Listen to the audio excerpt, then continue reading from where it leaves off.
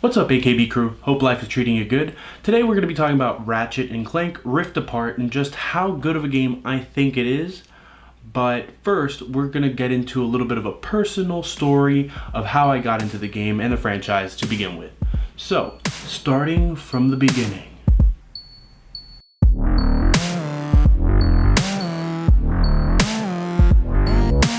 So every day for middle school, I would walk to my class. And it was in PE, physical education, that I met one of my closest friends that would be consistent throughout my life until very recently.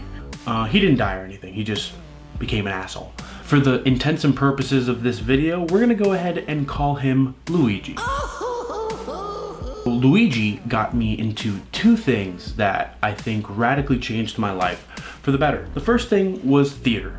I have done local theater for 4 years, a long time ago, and he was the first one to ever get me into doing that, acting and voice acting and all that stuff. Another thing that Luigi got me into was a game made by Insomniac Games, which is well-deserved of a sequel, and it's Sunset Overdrive, which I might be making a video on later. One of Luigi's favorite franchises is by Insomniac Games, and it's Ratchet and Clank. Growing up, I have never played the Ratchet and Clank games, and I just went by my whole life without really picking up a copy. Luigi, though, would never shut up about Ratchet and Clank.